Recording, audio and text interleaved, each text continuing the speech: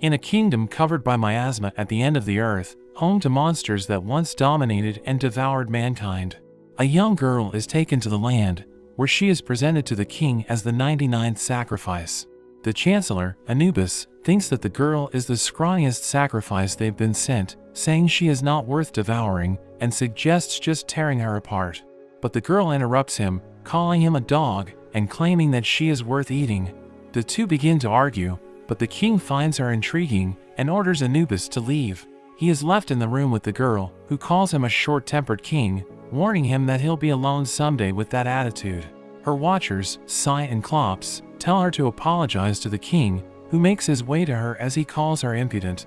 The king reveals that every sacrifice before her has trembled in fear when presented to him, so he doesn't believe that the girl is not afraid of him, ordering her to beg for her life, as he wraps his hand around her head. But she just pokes at his paw pads, finding them soft and squishy. The girl claims that she doesn't have a family or a home, so she doesn't mind getting eaten. This sparks the king's interest, asking for her name, and she introduces herself as Sari. The king informs her that the sacrificial ritual will be held on the next night of revelation when the miasma clears, and he plans to keep Sari by his side until then, to see how long her bravado will last. After that, the monsters are surprised to see that Sari is walking around the palace. The officials become upset, asking Anubis if the king plans to keep a human pet in the palace, as they remind him that the late king made peace with the humans 100 years ago, but it requires the humans to send a sacrifice to symbolize that humans and monsters are not equals. As Sari looks out the window, the king grabs onto her, telling her that she didn't have permission to leave his room, so he carries her back. Sari tells him that his room looks boring, so she suggests putting some flowers in the room, but the king claims he doesn't like flowers, revealing that flowers don't even grow in that land because of the miasma. The king warns her that she will be killed by the other monsters in the palace if they see her, so she should do what he says, making Sari realize that the king is worried about her. The king grabs her by the neck, threatening to kill her, but the girl is not scared, claiming that she has seen worse. In a flashback, Sari learns that her name means sacrifice, so she goes to her parents, knowing that the next sacrifice is going to be from their village. At that moment, she overhears them talking about how they took her in to raise her as a sacrifice. Her parents notice her presence, and the room is illuminated by lightning as they stare at her. To this day, she still remembers the scary look in their eyes. And she tells the king that his eyes are different, so she is not afraid of him, and the king starts to take pity on her. They go to an old fortress city, which was damaged during their war with the humans 100 years ago. While the king is inspecting it, Sari sees the ruins of the lower town. The king explains that it's a lawless zone, where the monsters often cause trouble with humans, and it's his duty to stop that from happening. Sari sees flowers growing in the city, and the king explains that the miasma in the area is thin, so it's the only place in the land where flowers can grow. She takes some flowers from the garden, and puts a crown of flowers on the king's head, telling him that he looks adorable, but the king removes it, thinking that she is mocking him. Sari says that he always has a scary look on his face, so she wants to make the king feel better by making him look at the flowers. But the king grabs onto her, telling her that a storm is approaching. They head back to his room, where he tells her that the night of revelation is approaching. Lightning strikes, causing Sari to panic, because she remembers the look in her parents' eyes. The king covers her with his tail, so she won't panic when lightning strikes. Sari says that she is no longer scared, because the king is so warm, telling him that he doesn't need to act tough around her. On the night of revelation, they prepare Sari for the ritual of sacrifice, and she is happy because she gets to wear such beautiful clothes, thinking that it's like a wedding dress. Anubis escorts her to the altar chamber, where she will wait for the king's arrival, but she is ambushed by a lizard monster, who plans to overthrow the king.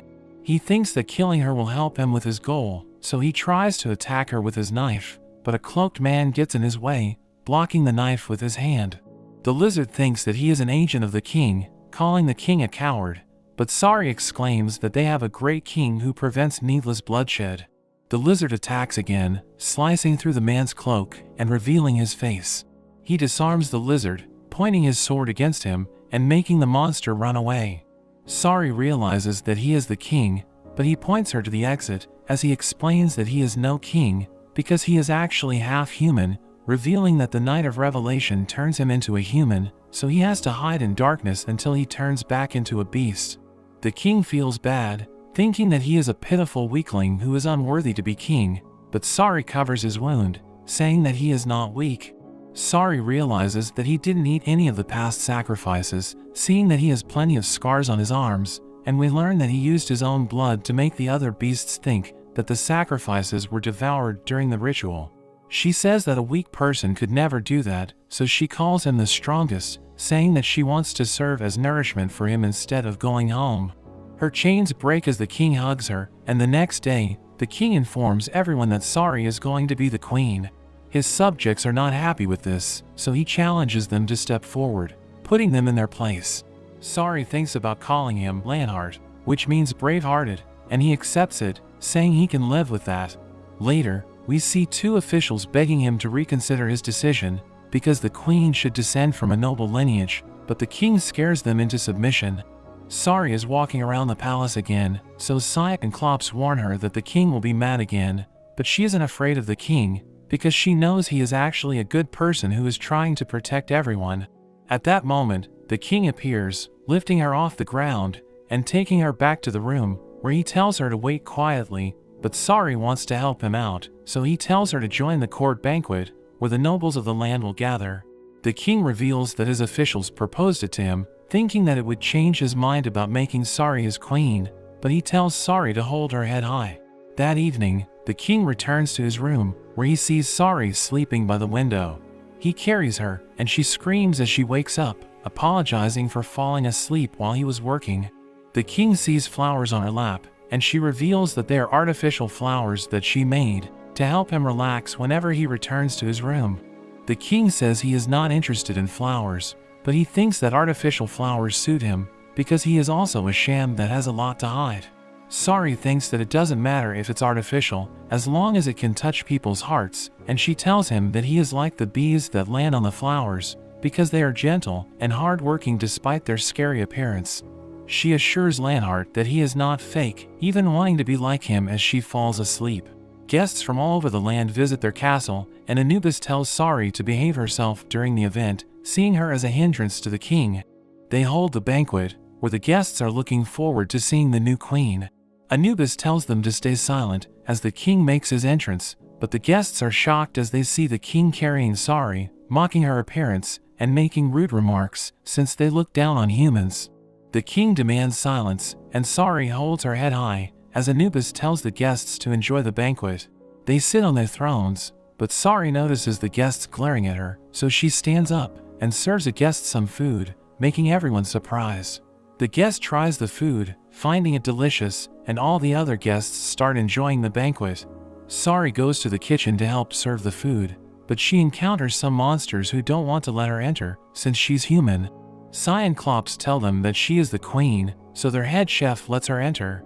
She gets food from the kitchen, and even helps with cleaning the tables, but a chameleon monster still finds her suspicious. Sari sees a strange wine, which is said to be a gift from a trading city, so she takes it to the king, but the chameleon monster uses his tail to make her fall. She accidentally pours the wine on the king, and the chameleon condemns her, claiming that she did it on purpose. The guests stare at her, but the king licks her face and acts cool.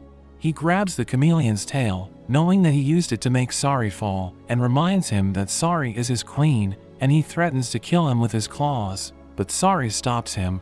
Leonhard spares his life, telling him that he owes his life to the queen. After the banquet, Sari thinks about what happened, when the floor suddenly starts glowing around her. The king appears, and she grabs onto him, as a holy beast named Gwibber takes them to the air. They start flying away from the castle, and the king thinks that the gusty upper airs would make her feel better, and Sari is relieved, because she thought that the king was going to get rid of her, seeing herself as a burden. They land on the ground, and the king calls her a fool, telling her that she is already a part of him, so he won't get rid of her. She is worried that he'll end up hurting someone like the chameleon, but he is sure that she will stop him if something like that happens again. He tells her that he carries a heavy burden as a false king, and it's only when he is around her that he feels truly free, even saying that he can become a better king with her at his side, so he wants her to stay with him. Sari studies about the monster kingdom of Osmargo, thinking that she needs to learn about it, but she is having a hard time taking it all in. Anubis reluctantly agrees to teaching her because the king ordered it, but he thinks that he is just wasting his time, so he goes back to his other duties. Sari goes outside with Lanhart, as she wears a beast costume so she won't look too conspicuous. She sees his weird disguise, making her laugh because he looks too suspicious. They walk along a busy street, where she discovers how normal beasts live their lives, thinking that they aren't so different from humans. She sees a bakery, and she is happy to see some bread, saying there is no bread in the palace. The baker's family hears this, so they become suspicious, but the baker tells them that the king would never dress up as such a shady character. We learn that the royals and aristocrats took all the rarities under the last king, but the current king doesn't care about delicacies or fancy decorations, which is good for their bakery. They end up buying some bread, and Sari feeds it to Lanhart, who thinks that it's nothing special. As they eat bread, she hears a child monster named Bolus crying because he got separated from his mother. They help Bolus find his mother, but as they walk, Sari suddenly feels dizzy, so Lanhart takes Bolus from her as she wonders what is going on. Bolus starts crying, and Sari assures him that they will find his mother. His mother finally sees him, thanking Sari for her help, but as Bolus falls from the king's head, Sari catches her, revealing her human face to everyone.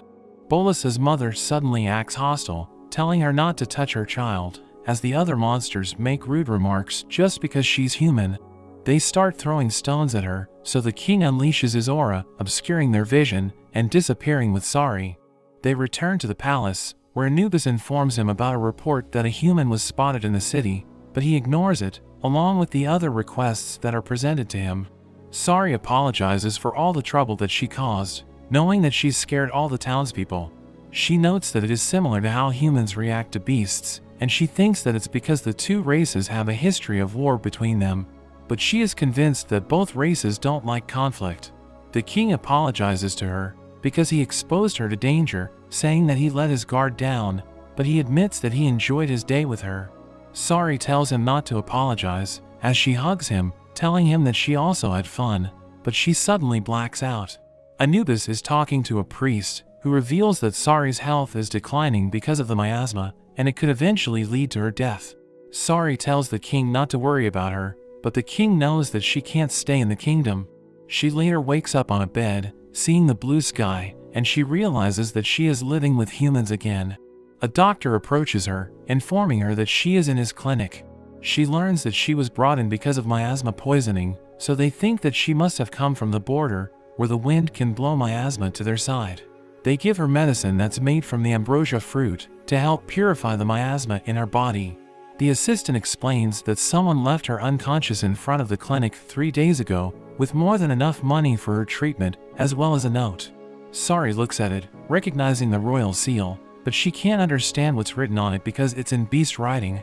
However, it was enough for her to realize that the king saved her life. After that, Sari helps out at the clinic, while the assistant warns her not to force herself because she still hasn't recovered. She starts living peacefully in the town, and the assistant is happy with her performance, telling her that she can stay with them. Sari thinks about returning to the king, but she knows that she can't live there, because she will just make the king worried. The villagers start talking about her, and they learn that she came from the village that sent a sacrifice. They suddenly start shunning her, as they talk behind her back. She notices this, and she remembers how the monsters in the city acted hostile toward her, so she starts running back to the clinic.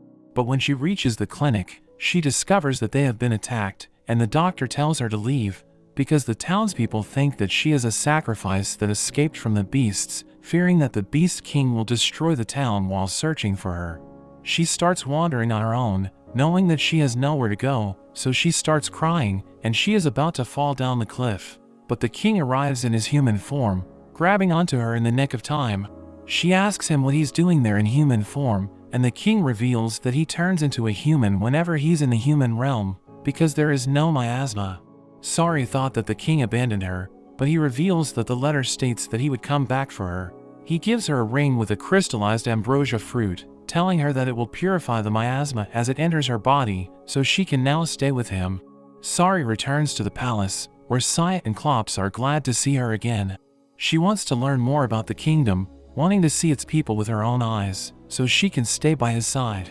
Leonhard thinks that the ring will help her develop an immunity to the miasma, and tells her she can remove it after she becomes immune. But Sari doesn't want to remove it, mentioning what it means to give a human a ring. The king has no idea, and Sari says it's a promise to stay together forever. While walking around the palace, Sari encounters a princess named Vivian, who is there to ask for the king's hand in marriage. We learn that this was arranged by Anubis, saying Sari's appearance at the banquet was met with protests, so he is looking for a new queen to improve their relationship with their peers. More princesses arrive, and they are all there for the same reason. Vivian explains how they won't be able to face their countrymen if the king doesn't accept them, as concubines at least, before she walks away. That evening, Sari suggests granting the princesses an audience, but the king calls it a waste of time because he's not interested in keeping concubines, saying Anubis arranged this on his own. The king explains that concubines could be a threat to her position as queen, but Sari doesn't want to hold him back. The king becomes upset, saying they're done discussing the matter, and tells her to go to sleep. Sari hides in her watcher's room, where she wonders why the king was so worked up, because he doesn't normally lose his temper, so she thinks about returning to him. Meanwhile, Vivian enters the king's quarters, trying to seduce him into accepting her as a concubine, as she explains how the king can't make love with a human.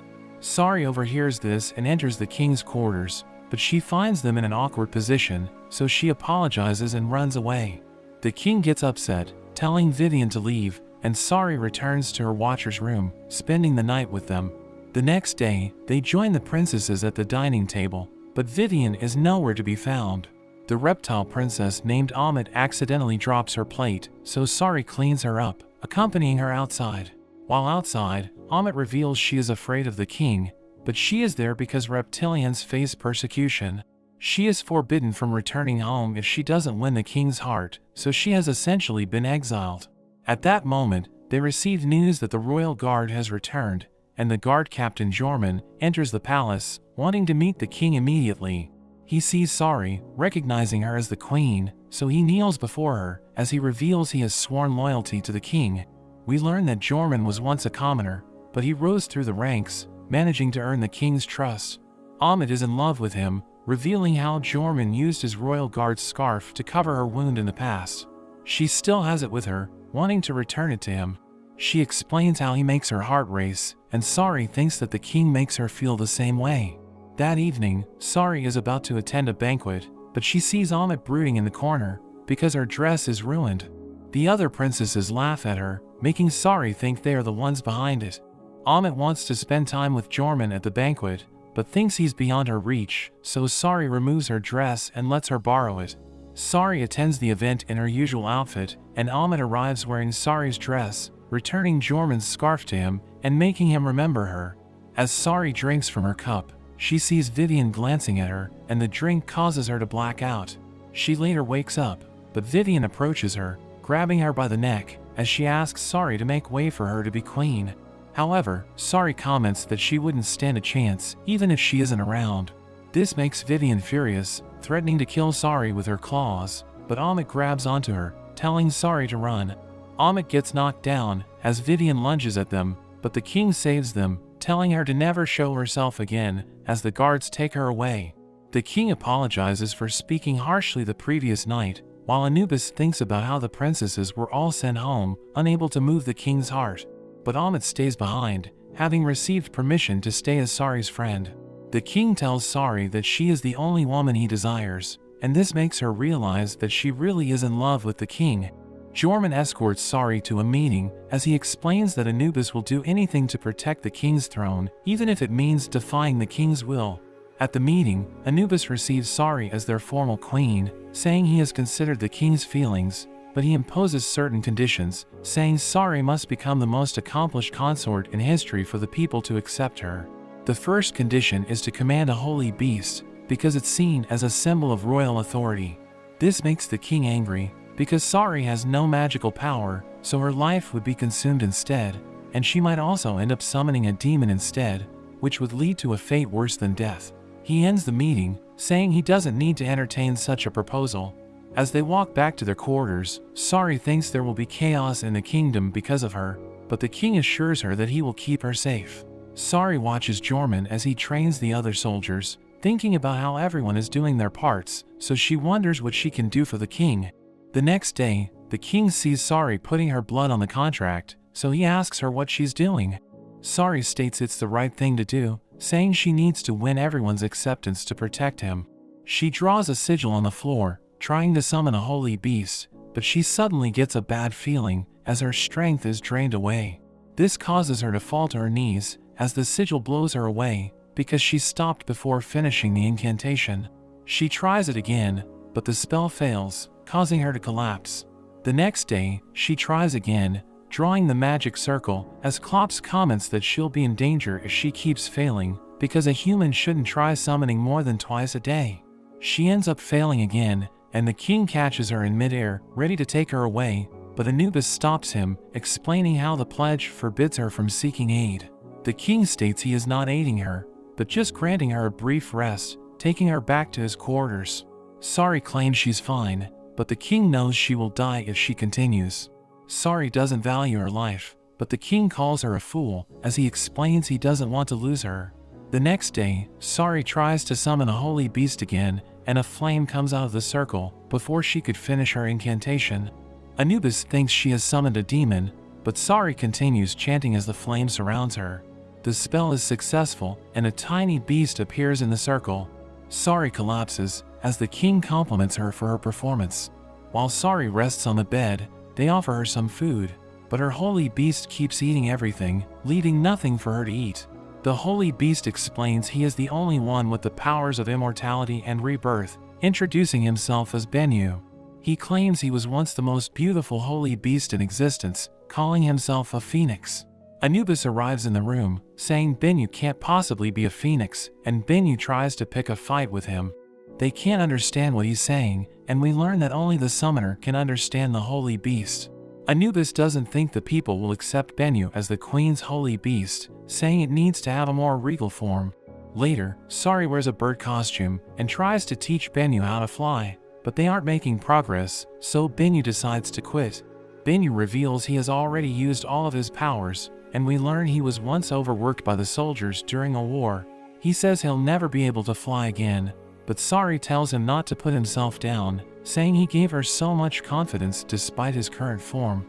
The next day, Sari sees Bennu trying to fly, as an assassin is targeting him. Bennu jumps off the castle wall, and it looks like he is about to fly, but an arrow almost hits him, causing him to fall.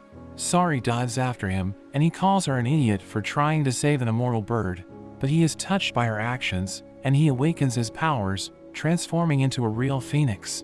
Bennu reveals he will always come back if she believes in him, as he flies around the town, making everyone acknowledge him as a holy beast. At the palace gate, a guard is attacked by a mysterious man, saying he has business with the king of monsters. He ends up getting captured, and the king goes to him while he is chained in the dungeon. The man asks him if he killed Sari, but Sari happens to appear at that moment, recognizing him as Ilya. Ilya is happy to learn she is still alive, and Sari implores the king to pardon Ilya, saying she will accept his punishment instead. So the king claims that Ilya is his guest, and he only attacked because he didn't know how to ring the doorbell. The king wants to know about Sari's relationship with him, and in a flashback, we meet a young Ilya. As he is walking around the town, Sari goes to him, giving him some medicinal herbs, because he's always hurt. But Ilya says it's normal to get hurt, since he is training to become a warrior, and Ilya promises he will keep her safe, even from the beasts. Back in the present, Ilya is released from his chains, as Anubis tells him never to return to their realm. Sari arrives, and Ilya immediately grabs her hand, telling her he's taking her home, but Sai and Klops tell him that she is living with them now. Ilya kicks them away, wanting to leave with Sari, but she chooses to stay with the king. The king reveals that Sari is going to become his queen, ordering the guards to take Ilya away. Ilya grabs onto him, but collapses, and Sari worries about him. Anubis says it's because of fatigue, so the king allows him to stay overnight. They give Ilya some food, but he doesn't eat anything despite being hungry. He asks Sari if she's really going to become the queen, which she confirms, but Ilya tells her not to worry, because he plans to escape with her. Amit joins them in the room, offering Ilya some desserts, but he slaps it away, telling her to leave. Ilya wonders what's wrong with Sari, because she's too friendly with the beasts. He thinks the king will just toy with her, But Sari tells him that the king isn't like that, saying he is even willing to make sacrifices for humans. She tells Ilya she can't go with him, making him fall silent as she leaves to get more food. After she leaves the room, she is approached by Ahmet, who thinks she was too forward with Ilya. Sari claims Ilya is also kind, telling her about how Ilya wanted to protect her back when they were kids. Sari tells her that he just has a sore spot for beasts, but he isn't violent for no reason. The king sees Sari giving Ilya food, and Anubis comments on how she must find comfort in spending time with another human. She returns to Ilya's room, giving him his dinner, but Ilya doesn't talk, so she tells him that they may never be able to see each other again after he leaves. But Ilya knocks her unconscious, and he tries to escape with her. The king learns about this, and Ilya is now riding a horse back to the human realm. The king chooses to pursue Ilya himself, but Anubis suggests that maybe Sari chose to go with him, since they are both humans. The king starts to think that Sari could be happier in the human realm, but Ahmet implores the king to rescue Sari, knowing how much she loves the king. Jorman arrives, offering to take care of Ilya, but the king summons his holy beast, telling Jorman to take charge in his absence. As Gwibber tries to track Ilya, Bennu appears, offering to help them, because he shares his soul with Sari, so he knows her location. He guides them to his master, as Ilya reaches the hyena folk's territory, where his path is blocked by some monsters. They tell Ilya they will let him go, if he leaves Sari with them so they can eat her. But this makes him angry, so he attacks them, killing them one by one. One of the hyenas run, but Ilya catches up to him. The monster's son appears, begging him not to kill his father, but Ilya raises his sword, ready to strike them down. However, Sari grabs onto him, allowing the monsters to escape. Sari asks him why he would kill a child, but Ilya just sees all monsters as a threat to humans. Sari reminds him how he trained only to protect humans from monsters, but Ilya tells her it's not enough, thinking Sari is under a spell, so he thinks about killing monsters just to wake her up. He throws her on a bed, as he confesses his love to her, but Sari rejects him, telling him he is terrifying. She tries to tell Ilya that not all monsters are evil, and that the king has a kind heart, but he doesn't believe her, explaining how the monsters see humans as prey. In a flashback, we see Ilya with his sister Misha, who is afraid that the monsters will come for her, so Ilya promises to protect her from monsters. But one day, their mother returns to their house, making them hide in the closet, as she gets slaughtered by the monsters. The monsters find them, opening the cabinet, and they think about eating one of them for dessert. They take Misha away, eating her before his eyes, but they don't like how boys taste, so they decide to toy with him, letting him run away before they get him, but he ended up getting saved by his master. He saw a new ray of hope when he met Sari, but it was also taken away from him by the monsters. Back in the present, Ilya thinks about killing all monsters, tying Sari's hands to some wooden columns, as he tells her to watch him. At that moment, the king arrives, telling him to return Sari, but Ilya claims that Sari belongs to him. Ilya charges at the king, and they start fighting, as Bennu goes to Sari, telling her how Ilya is no match. Ilya knows this himself, but he refuses to back down, thinking the monsters will kill more humans if he does. He disappears before the king's eyes, pinning down his cape, as he jumps to strike him down, but the king unleashes his aura, blowing him away. Ilya still refuses to give up, telling the king to kill him, because he wants Sari to see how violent monsters are. He charges at the king, but the king allows him to stab him, saying Sari would be sad if he hurt Ilya.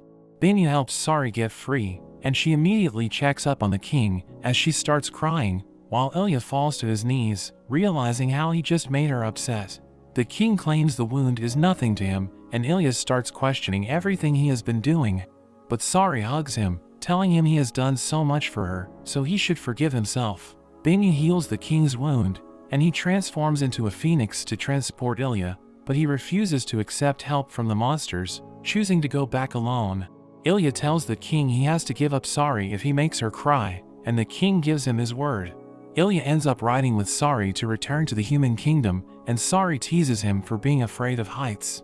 Ilya apologizes for acting so selfishly, and although he can never forgive the monsters, he decides to have faith in her belief in the king. He kisses her forehead, telling her he loves her, as they part ways. Sari flies back with the king, who tells her that he hesitated to bring her back, because he thought she could be happier with Ilya. but Sari says she just wants to be with him no matter what.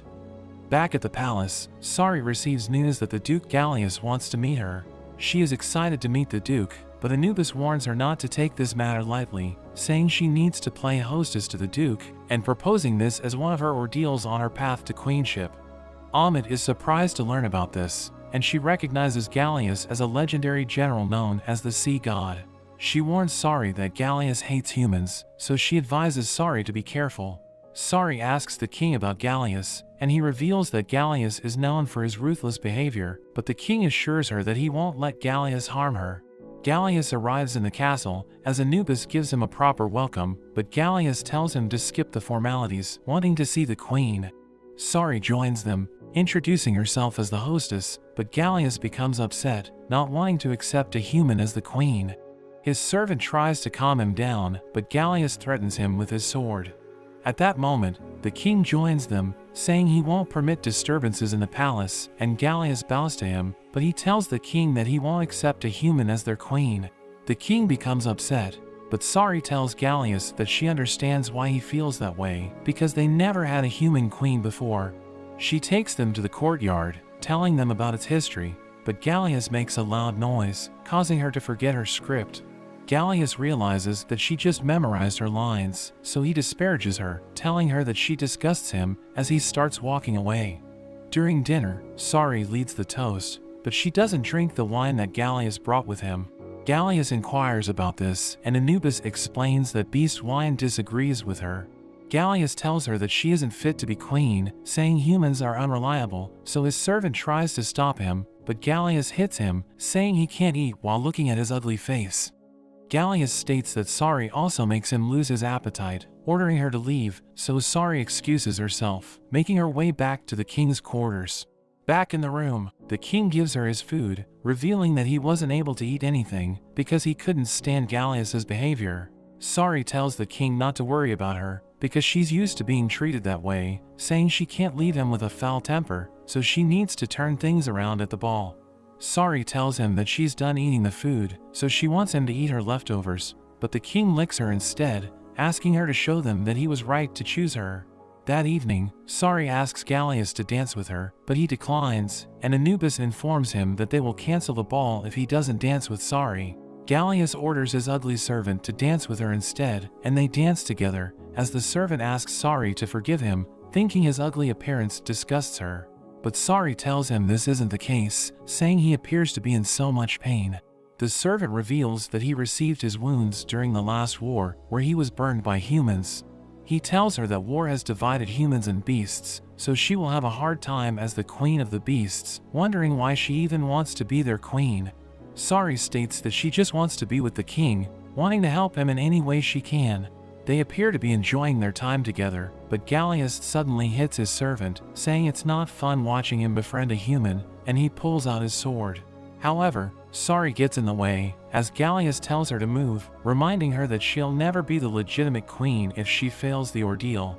He gives her a choice, saying she can either make the smart move for her future by moving away, or be destroyed with his ugly servant. Sari chooses to give up her future as queen, and Gallius is surprised by her decision. The servant reminds her about her goal to stay by the king's side, but Sari states that she can't be a queen if she ignores the people who are getting hurt. Sari starts questioning Gallius's identity, saying he bullies people who can't fight back, so she wonders if he's really the legendary sea god. Gallius swings his sword, but the ugly servant stops him, telling him he's done enough. He suddenly bows down, and we learn that the ugly servant is actually the real Gallius, and the shark is his grandson named Jaws. Gallius explains that the king has improved the quality of their lives, but they went to the palace because they heard news that he wants to take a human as his queen.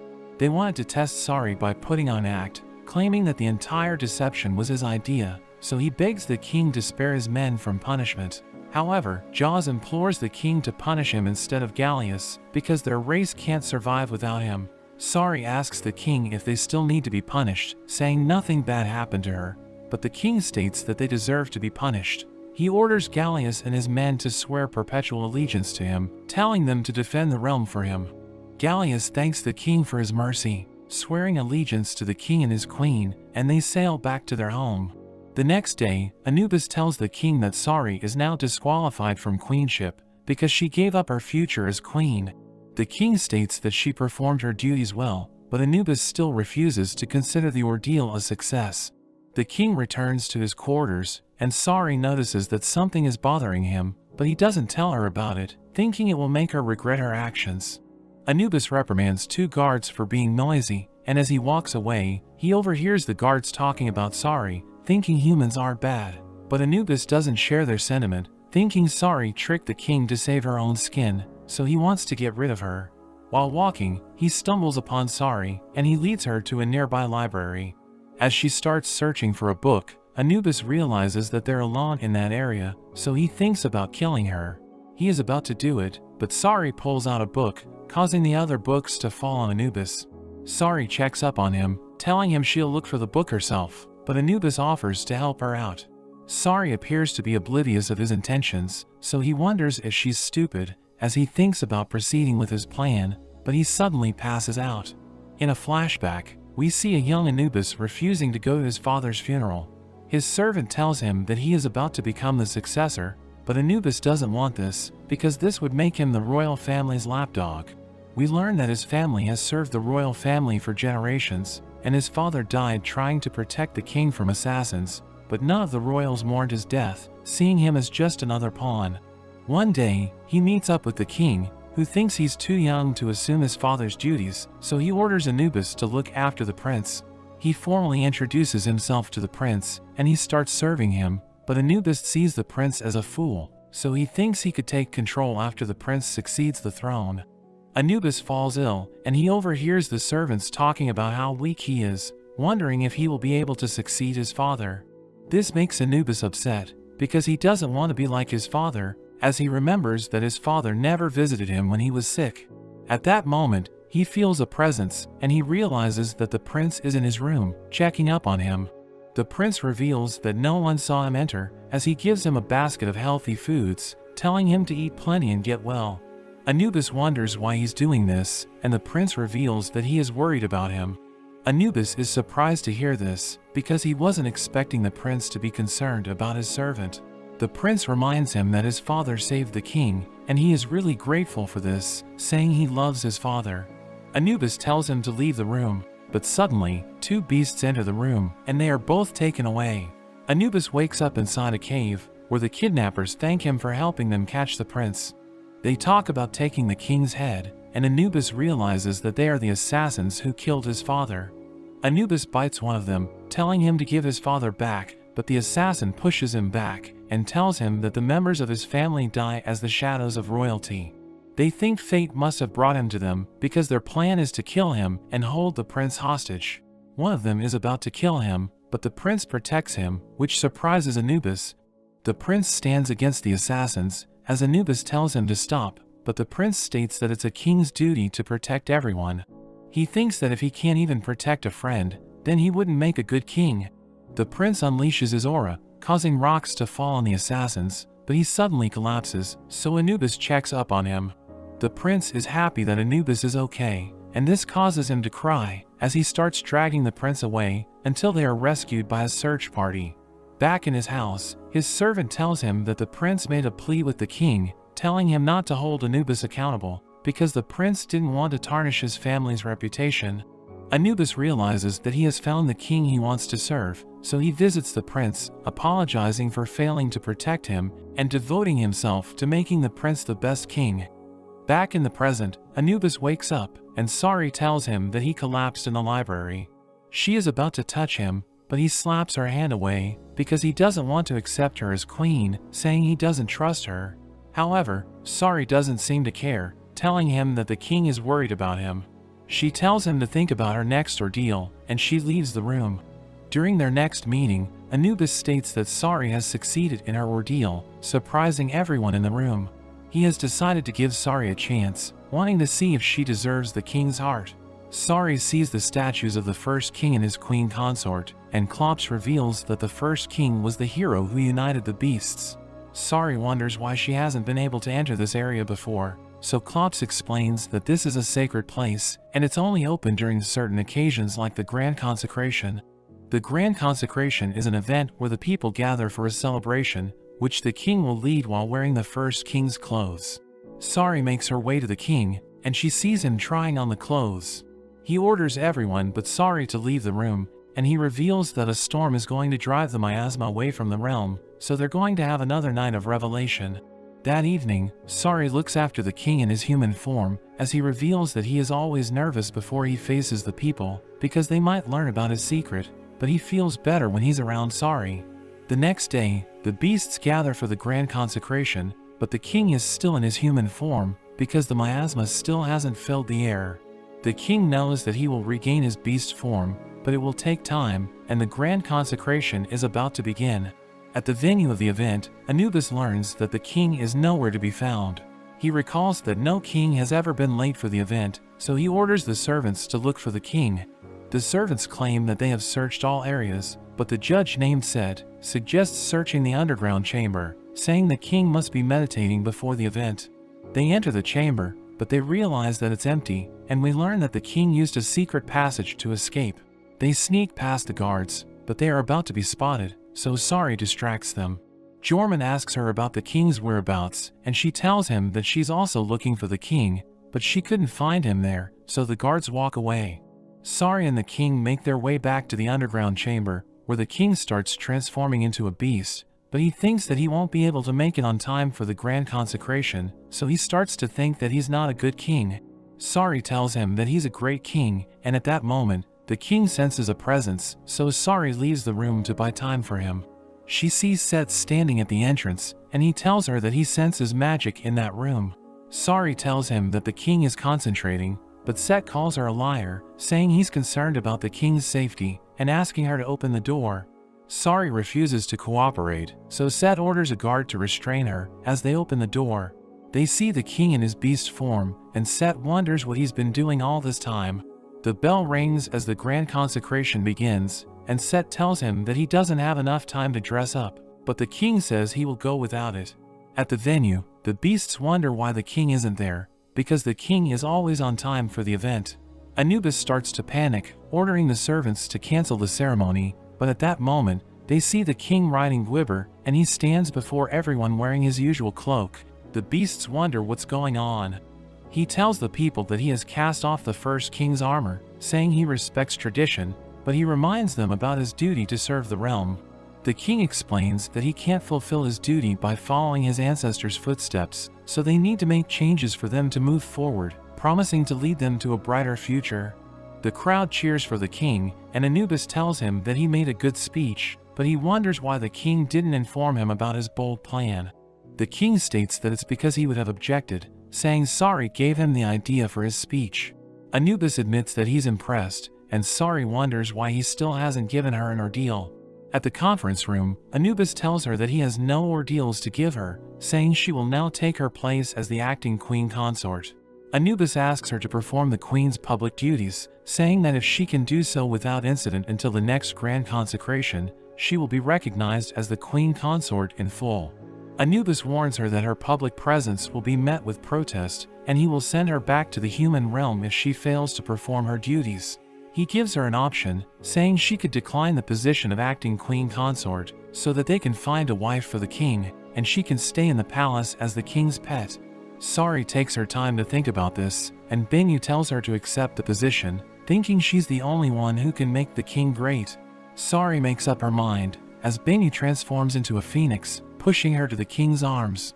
She tells the king that she will take the position of acting queen consort, and the king is happy to hear this, saying he will share responsibilities with her. After some time, envoys arrive from all over the kingdom, wanting to talk to the king about the acting queen consort, but the king orders his servants to turn them away, because Sari still hasn't done anything. Amit visits Sari, as she tries on her new clothes, because Anubis told her that her normal clothes were too shabby for a queen's work. Amit tells her that she's so composed, because the kingdom is in turmoil, but Sari knows that brooding will do nothing, so she's just going to do what she can. As Amit walks around the palace, she overhears royal guards talking about subduing a band of rebels, and this makes her realize that Jorman is undertaking perilous missions. She realizes that both Sari and Jorman are faced with challenging tasks, so she creates charms for both of them, thinking it will give them protection. The next day, Ahmet overhears Jorman prohibiting a royal guard to march with them because he knows that the guard has a family.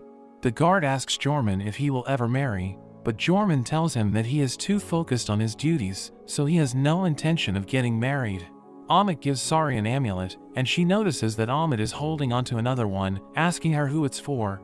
Ahmet tells her that it's for Jorman, as she shamefully admits that she wants Jorman to notice her. But Sari tells her that it's nothing to be ashamed of, saying they aren't so different, because she feels greedy for wanting to stay with the king despite being human, and she tells Ahmet that she should also be greedy.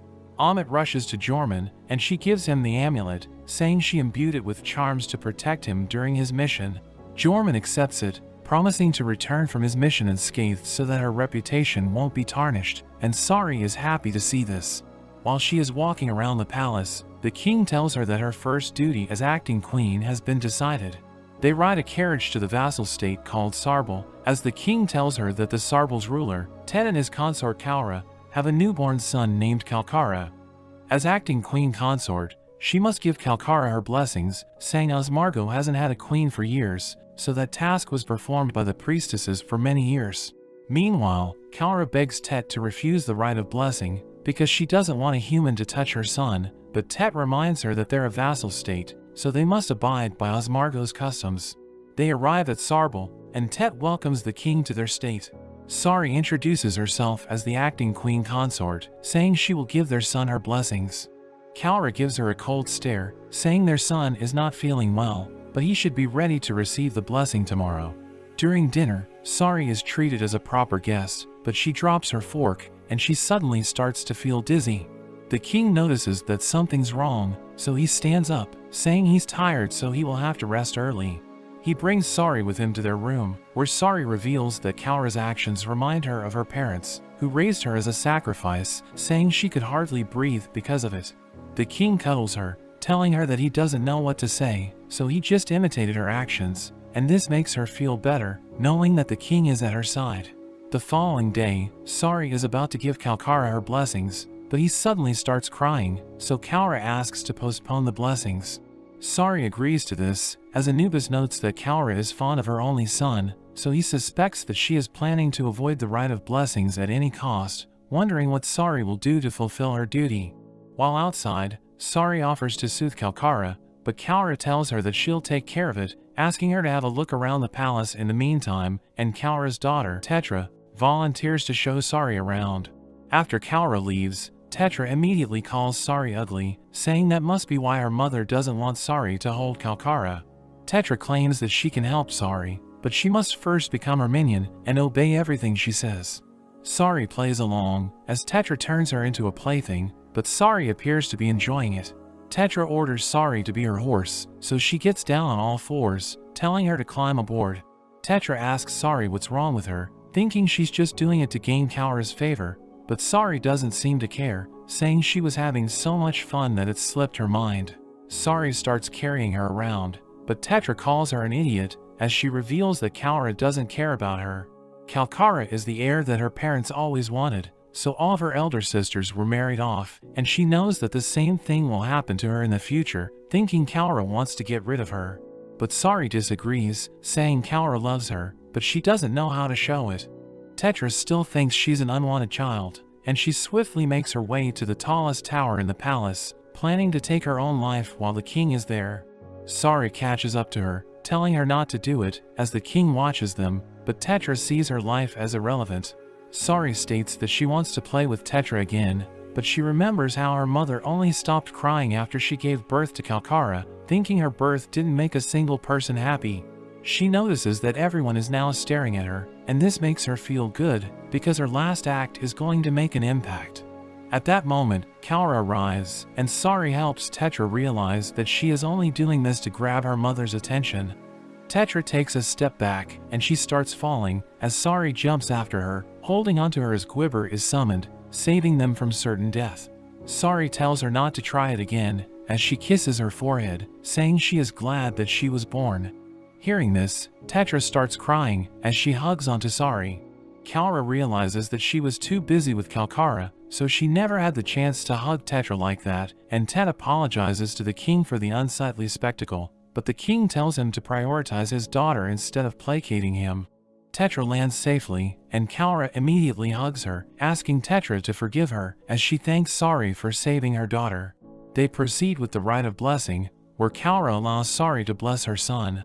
Anubis still refuses to accept Sari as the queen, but he now recognizes her ability to change others. That evening, we see Sari spending time with Tetra, who reveals that she likes Anubis, thinking they would make a good match, because his blood is stronger, so it will allow her to bear children from his race.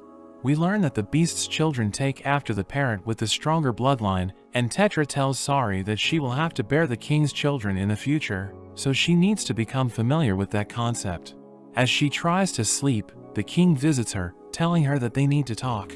He takes her to a secluded place, and they discuss the king's duty to produce an heir, but he knows that the blood in his veins are different, so he isn't sure if he will be able to love his children, revealing that his parents didn't love him either.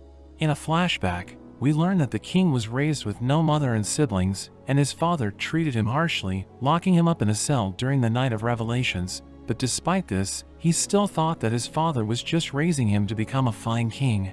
While on his deathbed, his father grabs onto him, telling him that he doesn't want to pass the throne to him, because he has filthy blood in his veins. His father reveals how much he hates him, but he suddenly coughs up blood and passes away.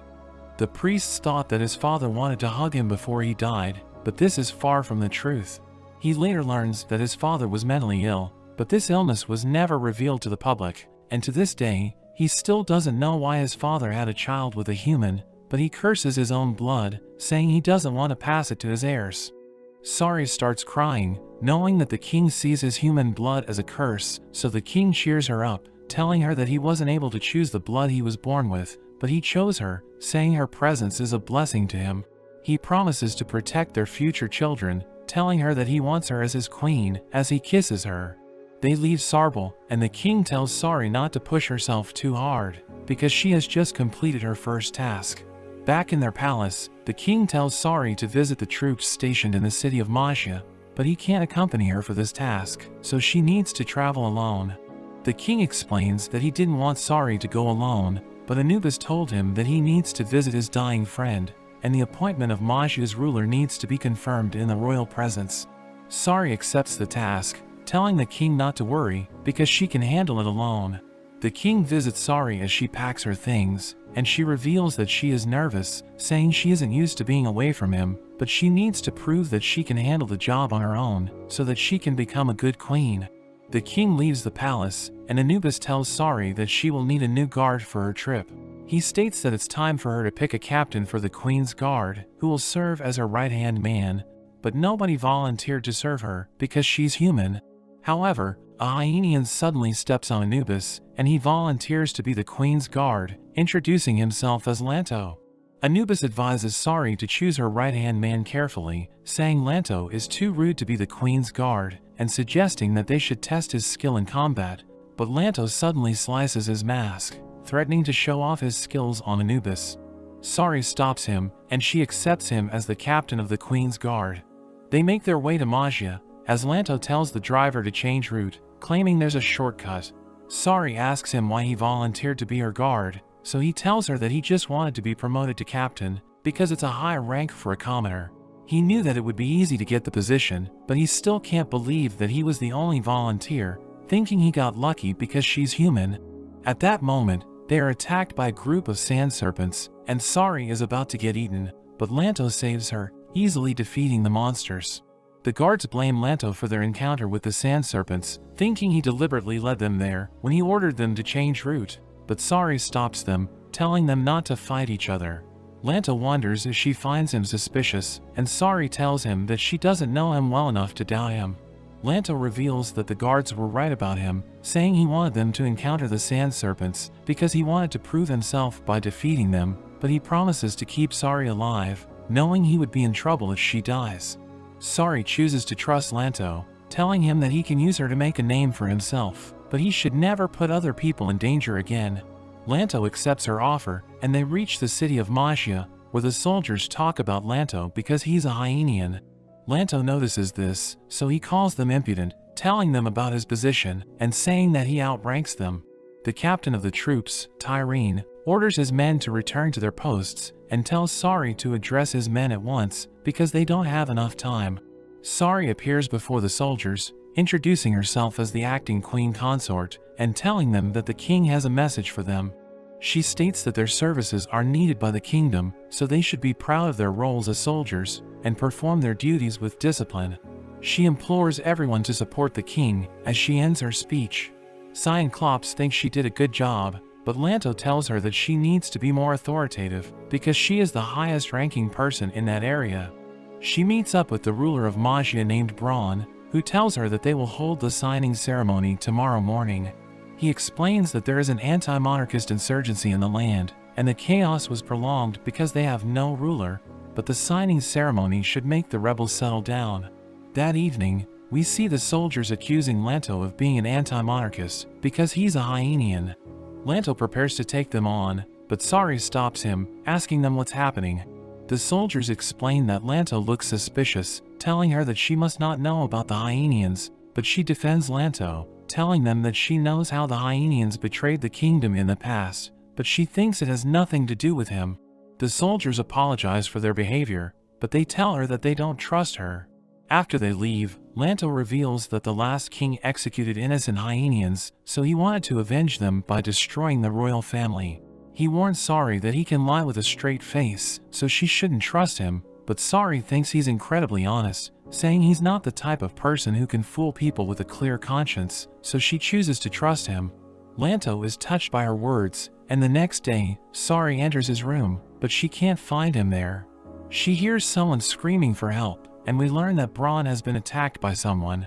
Braun survives the attack, and he describes his attacker as a hooded man with one eye. He was able to tear out the assailant's fur, but its color is unremarkable. The officials begin to wonder how the attacker entered the building, asking Tyrene to explain what happened. At that moment, a soldier speaks up, saying he can name the culprit. Lanto enters the room, and the soldier immediately accuses him of attacking Braun. The officials think he fits the description, so they are convinced that he is guilty, as the soldiers surround him. A soldier asks him what he was doing last night, so Lanto tells them that he fell asleep on top of the building, but they see this as a flimsy excuse. The soldiers are ordered to arrest Lanto, so they charge at him, but Sari gets in the way, saying she will prove Lanto's innocence. The soldiers don't trust her, thinking she will frame someone to help Lanto escape, but Tyrene offers to accompany her, as he takes responsibility for what happened. Lanto is detained until he's cleared of suspicion, and they start looking for the culprit. In the dungeon, Klops tells Lanto that Sari believes in him, as Lanto thinks about Sari's strange behavior, because nobody has ever protected him like she did. In a flashback, we learn that the Hyenians are forced to live apart from the other beasts, but even the Hyenians cut Lanto and his mother off, because his father is not from the Hyenian district. His mother is dying of a disease, and Lanto buys medicine for her, using the money he worked so hard to earn. But as he makes his way back, he encounters two soldiers, who accuse him of stealing the medicine. Lanto explains that he bought it, but they won't believe him, and they proceed to confiscate it. He tries to take it back, but the soldiers knock him down, walking away as Lanto begs them to give it back. Because of this, his mother dies, and he gets the idea that rank is important, thinking it's the reason why the soldiers treated him that way. Back in the present, Lanto realizes that he's a liar, because he told Sari not to trust him, but he always wanted someone to believe in him. The next day, Lanto is released from prison after the culprit has confessed to his crimes. Sari reveals that she used the fur they collected as evidence, and we learn that humans can distinguish colors better than beasts. Sari went around matching the color of the fur with the other beasts, until they were able to find the species that it belonged to. Then they gathered the members of that species, and apprehended the one who behaved suspiciously. A background check reveals that the culprit is an anti-monarchist, and his goal is to prevent the signing ceremony from taking place. They decide to proceed with the ceremony, and Braun is appointed as the ruler of the city. Sari thanks Tyrene for helping her prove Lanto's innocence, hoping to see him again in the future. However, Tyrene thinks that won't be possible, because his men abandoned their posts, allowing the culprit to enter, and he knows this is a grave failure on his part, so he's going to lose his position as captain. The captain bids her farewell, and Lanto reveals that he just wanted to climb the ranks because he didn't want to be abused by the people in authority, but he is grateful since she believed in him, swearing loyalty to her. They return to Osmargo, where Sari rests after their journey, as Lanto is presented to the king as the captain of the Queen's Guard.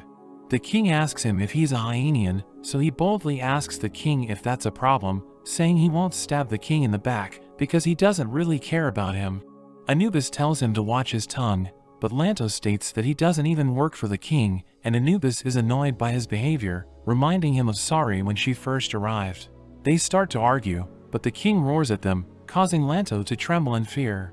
He asks Lanto if he is proud of his own blood, and Lanto tells him that he's proud to be a Hyenian, saying he doesn't hate himself for who he is, as he states that Sari is the only one who gets to boss him around, and the king accepts him as the captain of the Queen's Guard, telling him to be her knight.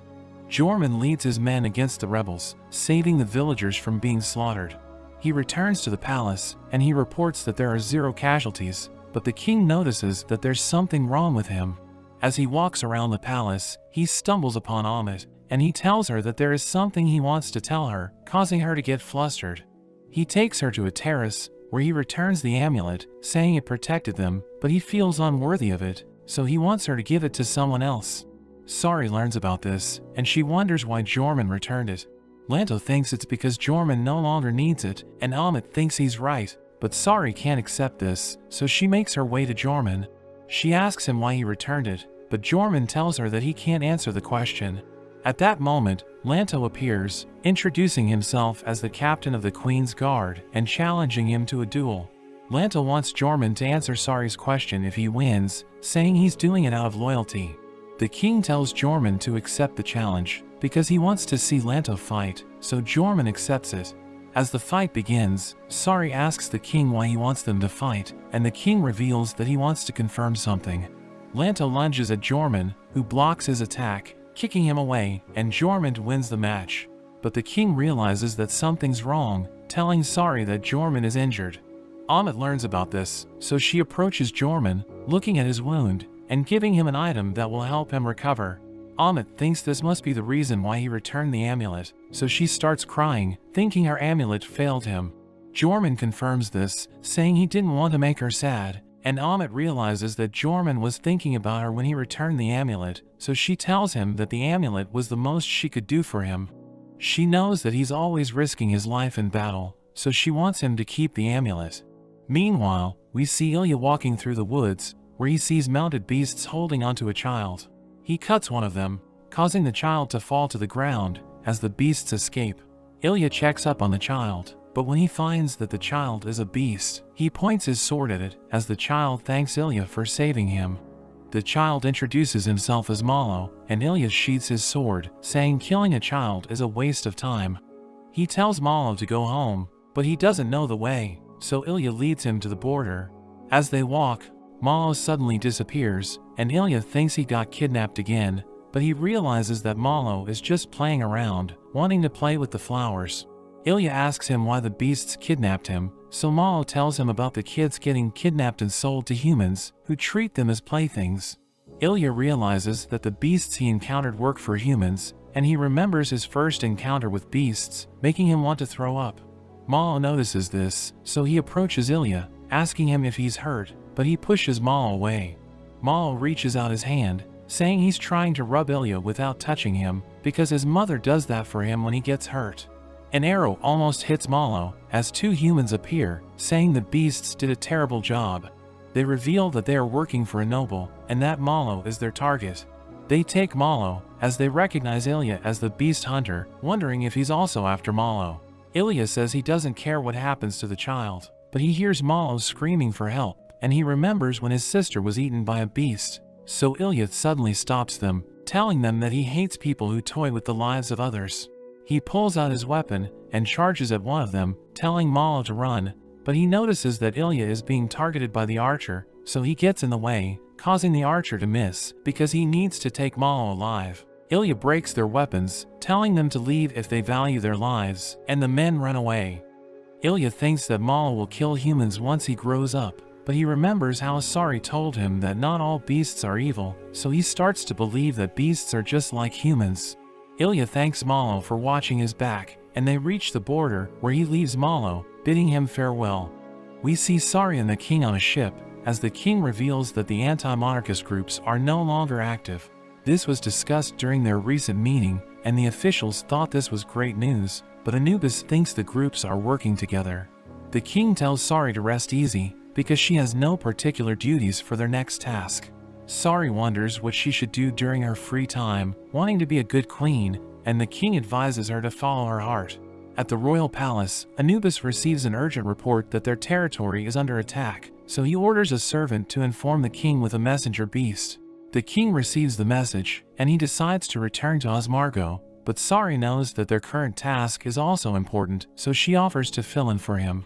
The king refuses to let her go alone, but Sari tells him that she is just following her heart, saying she wants to help him. The king reluctantly gives her permission, but he tells her not to endanger herself. He places a charm on Sari's ring, and he flies back to Osmargo. A naval patrol encounters an illegal vessel, so they order it to stop, but as they approach it, a beast named Fenrir falls from the sky, killing the patrolman. The beast in the illegal vessel, Nir, joins him in the ship, and we learn that Fenrir was expecting Nir to join him. They ride a flying beast together, as Fenrir thinks about storming the royal palace, wanting to kill the king. They see the royal ship, so they attack it, killing the people aboard. One of the soldiers asks who he is, and Fenrir says he's the new king of the beasts. He reveals that his minions are currently invading Osmargo's territories, saying he will take the throne after he kills the king. The soldiers charge at them, but Nir instantly kills them with flying swords. Fenrir inquires about the highest-ranking individual on the ship, but the soldiers remain silent, so he thinks about executing all of them. However, Sari suddenly approaches him, grabbing his attention. In the royal palace, the king learns that 2 of their territories are under attack, so the king thinks about dividing his forces to deal with them, but Anubis suggests keeping the main force in the capital in case of a sneak attack, as he volunteers to lead a cavalry company to deal with the rebels. Back on the ship, Sari introduces herself as the acting queen of Osmargo, telling Fenrir to take her and spare everyone else. Fenrir thinks she's worthless because she's human, but Sari tells him that the king loves her, saying her appearance doesn't matter. Fenrir thinks she's lying, but Nir tells him that Sari had guards protecting her in Magia, so Fenrir decides to take Sari as his sacrifice. Lanto suddenly stops them, as he lunges at them, dodging Nir's flying sword. However, it turns around, and Lanto learns that Nir can use magic to control his swords. Lanto ends up getting stabbed, and Nir is about to finish him off, but Sari stops him, reminding them that she will only go with them if they don't hurt others. Fenrir orders Nir to spare Lanto, who wants to die for Sari, but she orders him to return to the palace and obey the king. She orders Bennu to heal the others, and she tells her watchers to deliver a message to the king before she leaves with Fenrir. The civilians learn about the invasion, so they gather at the palace gates in a state of panic. Klops rides a messenger beast to return to the palace, and he informs them about the situation.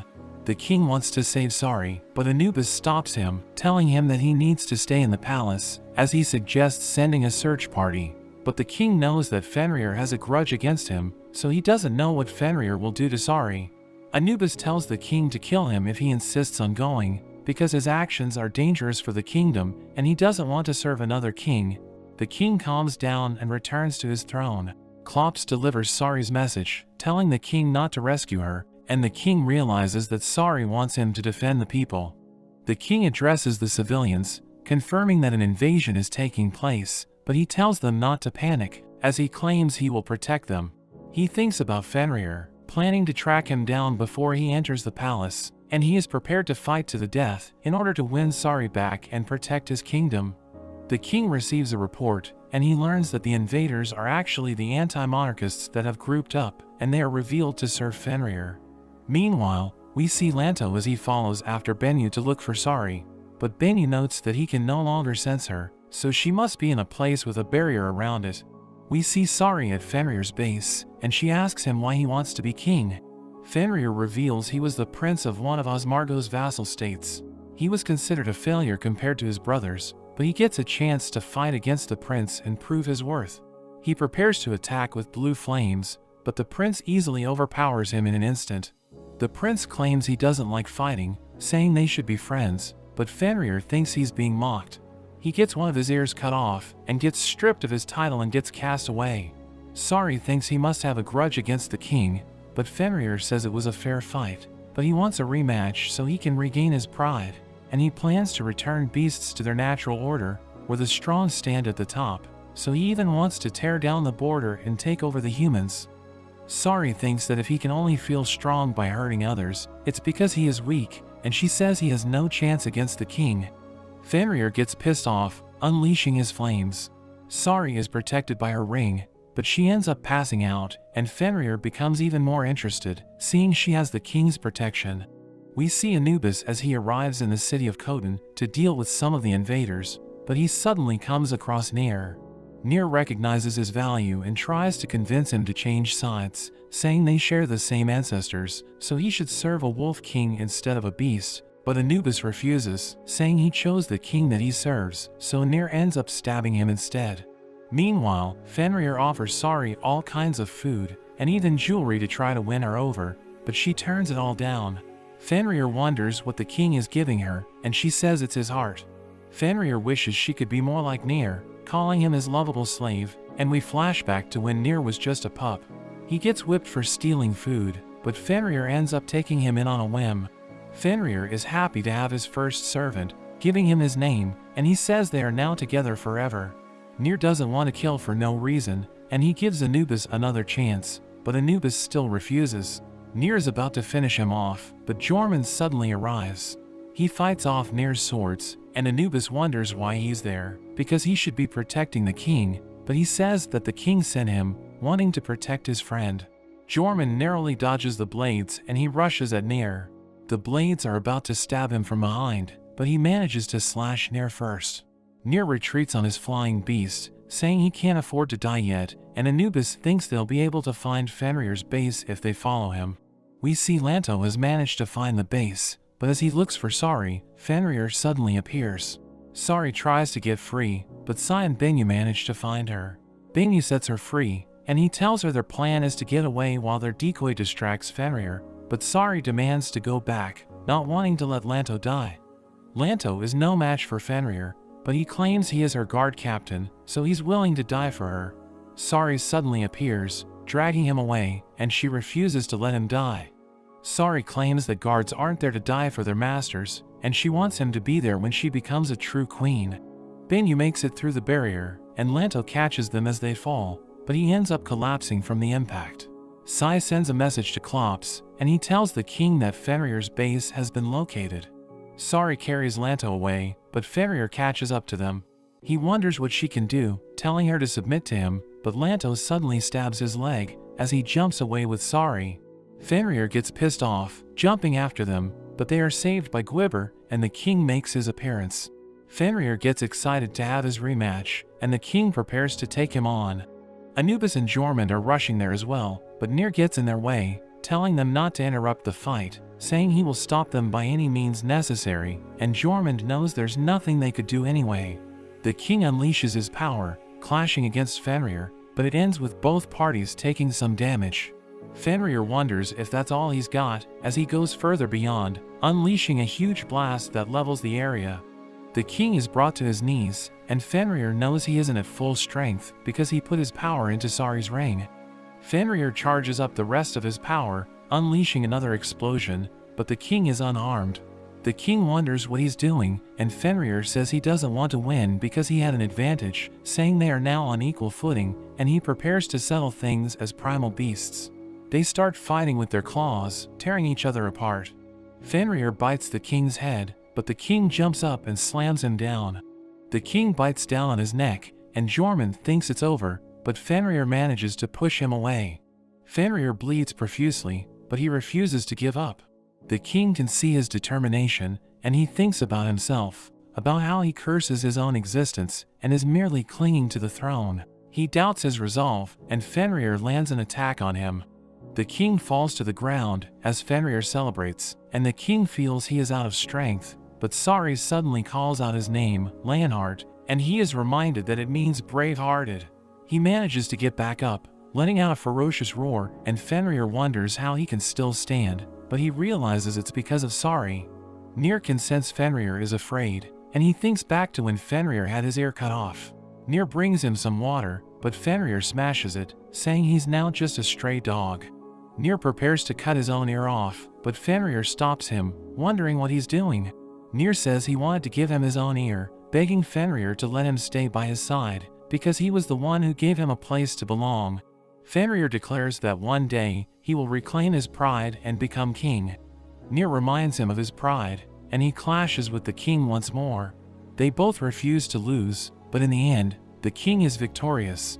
Sari jumps into the king's arms, and he tells her it's all over, but she tells him not to ever worry her like that again. The king falls from exhaustion, but Fenrir gets back up once again. Sari tries to stop the king from fighting, but he is determined to protect his people and preserve the future of Osmargo. As he brings out his claws to finish off Fenrir, Nir suddenly stabs Fenrir in the back, saying his mission and reason to live is complete. Nir escapes with Fenrir's body, while saying something to the king, who collapses from exhaustion as everyone rushes to his aid. They rush back to the palace, where Anubis gathers all the priests to tend to the king.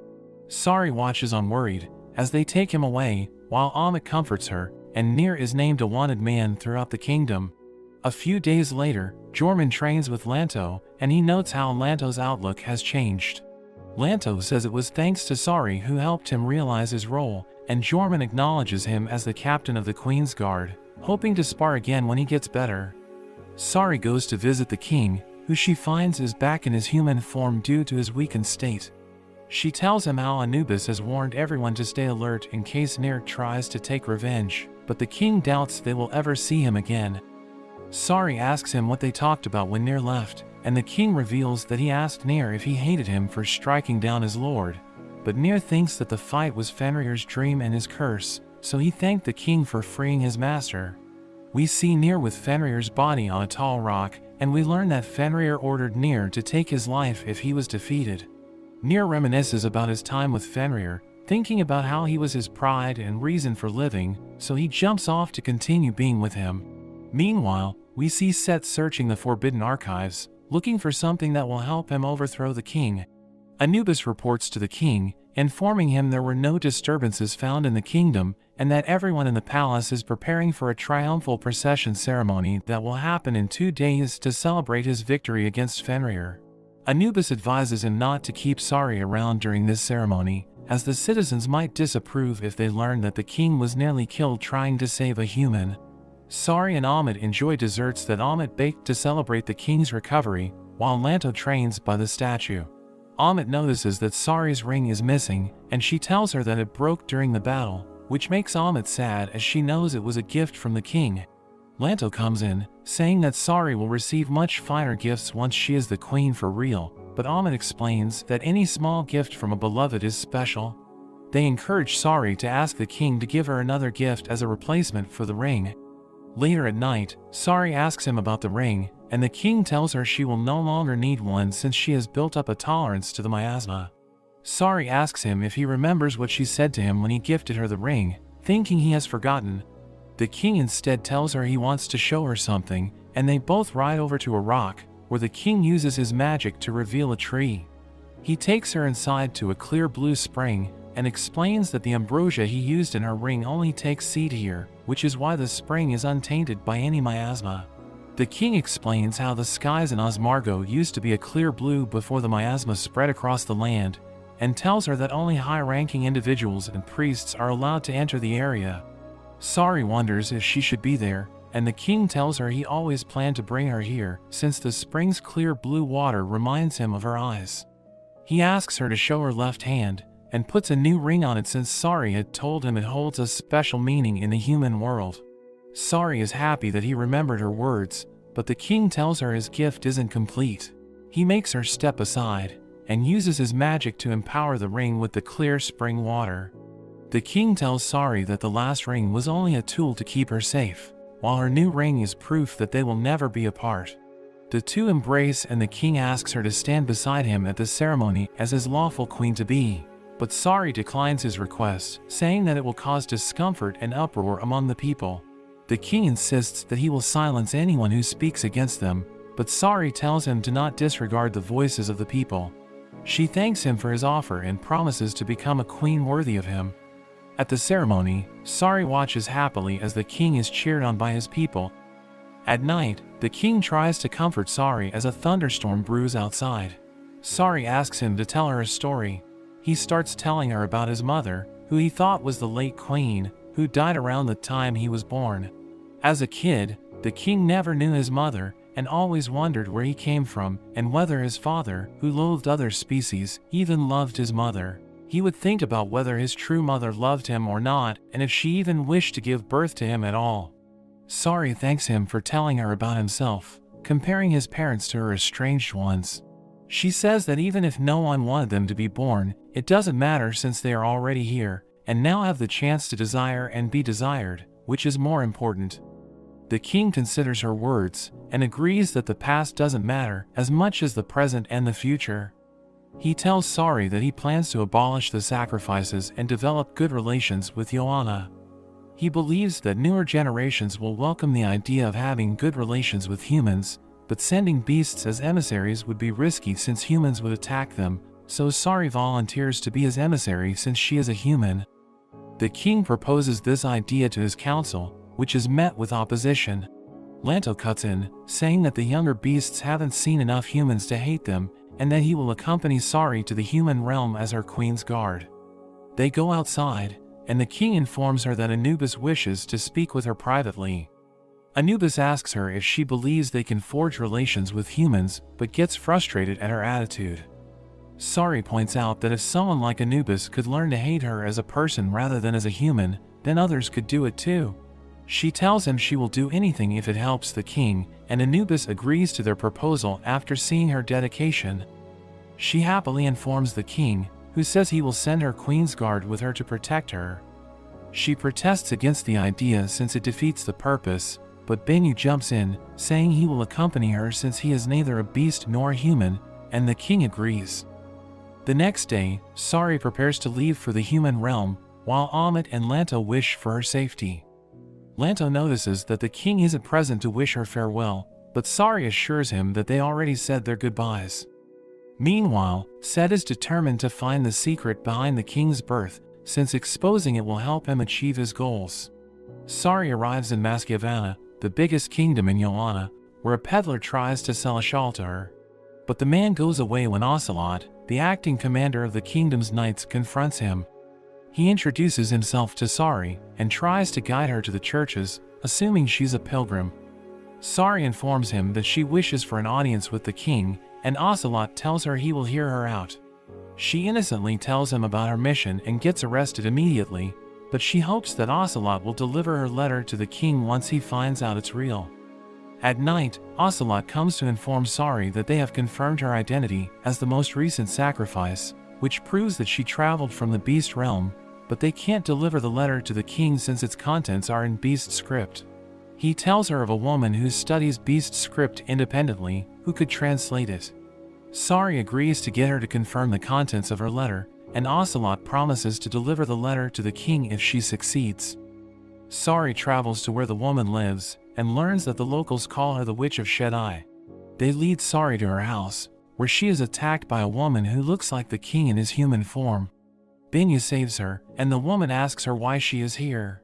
Sari explains her situation to the woman, and asks her for help, but the woman refuses, saying she wants nothing to do with beasts. She tells Sari to go away, and threatens to kill her if she bothers her again. Inside her house, we see that the woman is confused by Sari's words. Sari camps outside her house, determined to get answers out of the woman and to find out why she looks a lot like the king. The next morning, Sari greets her again and follows her around, much to her annoyance. Sari doesn't give up, and approaches her again when she's watering flowers, which Sari recognizes as Edelweiss. The woman dismisses her, asking her why she cares about a witch growing flowers. It suddenly starts raining, and two men approach the field to stomp on the flowers. Sari sees them and tells them to stop, but they insist that the flowers are poison that the witch uses to kill villagers. Sari tells them that the flowers are not poisonous, but the men tell her that the witch's blood is cursed and continues stomping the flowers. Sari grabs one of their legs to stop them, and they try to attack her, thinking she is the witch's minion. But Sari is saved by the woman, who attacks the men and warns them to stay out of her garden. They run away as soon as they see her, and Sari thanks her for saving her, but the woman tells her she only did it to protect her flowers. She asks Sari why she went this far to protect her flowers, and she explains that the Edelweiss flowers represent precious memories, which she thinks the woman is growing to remind herself of something she cares about. We see a flashback of the woman in the field, being given flowers by a younger ocelot, who promises to reach a high position to prove she isn't a witch, only to be rejected by her. The woman tells Sari that she didn't know the flowers had any meaning, and only grew them because of her old friend. She agrees to hear out Sari's request, but says she won't make any promises. Sari suddenly gets dizzy, so the woman takes her home to take care of her. Sari thanks her and calls her Asya, which was the nickname Ocelot gave her as a kid. Asya gets flustered upon hearing that, and tells Sari to go to sleep. She wakes up late at night to find Asya studying books by the candlelight. She goes over to see what she's reading and is surprised to find out it's a book in Beast script. Sari tells her she came to find her because of her ability to understand Beast script, and asks her what the book is about. Asya explains it's a diary written by her ancestor who wrote it in Beast script so no one would read it.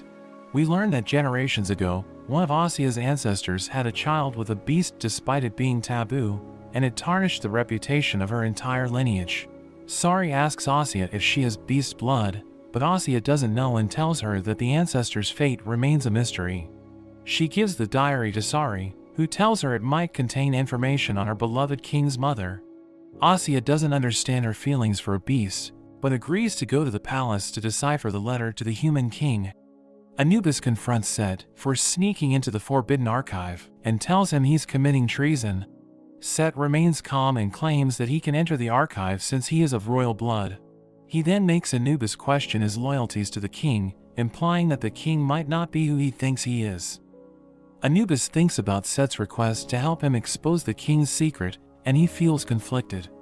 In the human realm, Ocelot praises Sari for succeeding in her task, and reunites with Asya. Sari asks how they know each other, and he reveals that they are from the same village. Asya thinks he left because she was cold to him, but he assures her that he went to the capital to get stronger, so he could come back to protect her. He proudly tells Asya he has grown stronger, but she tells him he still looks the same. Asya begins translating the letter, and Ocelot takes it to the king so they can be granted an audience. Sari seems nervous about meeting the king, and Asya tells her to be more assertive and hold her head high during the audience. She enters the throne room, and the king tells her he will organize a global council with representatives from other nations to discuss the king's proposal in 7 days, and requests her to inform the king that they wish for more time. He asks her about the beast realm, since countless maidens from poor families were sent in the past as sacrifices, which he doesn't agree with. Sari tells him it is an ordinary place where people fret over little things just like humans, and that there are both good and bad people in that world, with a king who wishes for peace between humans and beasts. The king considers this and dismisses her. Ocelot tells Sari he was impressed by her forthright nature, and was surprised to learn that his king thought of the sacrifices that way, since he never showed weakness in public, which Sari thinks is similar to the king. Ocelot talks about how he is hopeful that a future where humans and beasts could live in peace is no longer a dream, thanks to Sari, which she is happy to hear. Meanwhile, Anubis prepares to deliver an anonymous proposal from Set to the king, but he hesitates, scared to learn the truth. He builds up his courage, convincing himself that Set is wrong, and knocks on the king's door. The king tells him to meet him another time unless it's urgent, and Anubis tells him he would prefer to discuss it face to face. We learn that Set told Anubis that if the king denies him entry, he must be trying to hide himself. Anubis requests the king to show himself, which he reluctantly does, revealing himself in his beast form. Anubis is relieved to see him in his beast form, and asks to discuss the negotiations between Joanna and Sari. Sari prepares to leave for home after finishing her duty, and Ocelot suggests she should stay to hear the council's decision, but Asya scolds him for being insensitive. Sari asks Asya about her reason for wanting to study beast script, when she only suffered because of them. She tells her she wanted to learn about herself, but it doesn't matter to her anymore since Ocelot accepts her for who she is. Sari is moved by her words, and departs thinking about how she wishes for Lanhart to feel accepted by others. They reach the beast realm and her arrival is announced by the border guards, but Benyu throws Sari into the king's arms when he sees him waiting by the window. The two embrace, but their moment is short-lived, as Anubis calls for a royal council immediately upon her arrival. Sari informs the council about her mission in the human realm, which they discuss. She feels restless because of the diary, and wants to show the king, but she notices he is acting strange. Anubis asks for approval to publicly announce the peace talks with Joanna and Sari's role in them, which the king approves. Sari is hesitant about it, but Anubis tells her that if the talks go smoothly, he will acknowledge her as the lawful queen-to-be. Amit, Sai, and Klops are shocked to hear this news, but Lanto tells them it will only be possible if Sari passes the last test, which is to successfully create good relations with Joanna. Lanto doubts that Anubis would ever accept her, but Amit is positive that he might have had a change of heart despite his strict demeanor. The others don't agree with her, and Lanto tells them that he feels something suspicious is going on in the palace. Anubis informs the king about the messenger birds returning after delivering messages of the proclamation to the entire realm. He advises the king to convene a council as soon as possible after the proclamation. The king considers all of this but says nothing. Sari rushes over to him, asking him to take her out since she is bored, and he agrees immediately. He tells Anubis he has done everything he can for the preparations, and departs with Sari. Sari apologizes for interrupting him, but he knows she wants to talk to him without the others knowing, revealing that he wants to speak with her secretly as well. He takes her to a dark cave, and lights it up with magic, explaining that the minerals in the rocks respond to strong magic, and are a sign of might among beasts. Sari likens the glowing rocks to stars, but the king says he has never seen a starry sky, since they only appear on nights of revelations when he conceals himself. Sari promises to take him out to see the stars, once he can openly show his human form to the public without being condemned. The king talks about the importance of the proclamation for his future, and Sari encourages him, assuring him that she will be with him no matter what happens.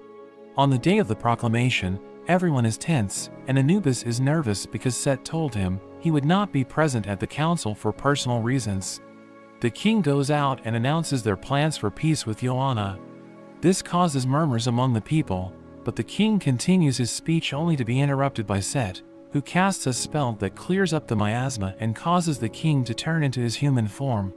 Everyone is shocked to see the king as a human, and Sari uses this moment of confusion to quickly escape with him, while Lanto throws Sai at Sari. Anubis confronts Set, accusing him of using sealed tomes from the archives to learn sinister magic to trap the king in a human form. Set is amused by his reasoning, and reveals that he only cleared up the miasma temporarily, to recreate the effects of a night of revelation. He reminds Anubis that the king always hides away during that time, and his human form is the reason why, which leaves him speechless. Lanto hurries away while Klops yells at him for throwing Sai away. Lanto explains that the link between them will help them follow Sari, but he is stopped by guards. Jorman orders the guards to stand down, but they explain that they are only following Set's orders. Set comes out to declare himself as the acting king, and announces a state of emergency, saying that Anubis appointed him to this duty, due to his accurate understanding of the situation.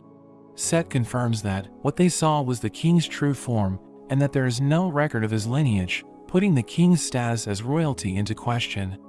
He calls the king a fake and accuses him of plotting against the beasts, ordering the kingdom to seize him and Sari as criminals. Sari takes the king to a cave, where she tries to comfort him. She takes his cloak and goes outside to see the clear sky, which Benyu deduces is an artificial effect. Sari goes to a nearby town to search for food, but sees a sorting squad dividing citizens up between the high-class mammals and non-mammals according to the new class system decreed by the acting king. The citizens protest, but are shut down by the leader of the squad, who tells them that the king only preached equality to hide his mixed blood.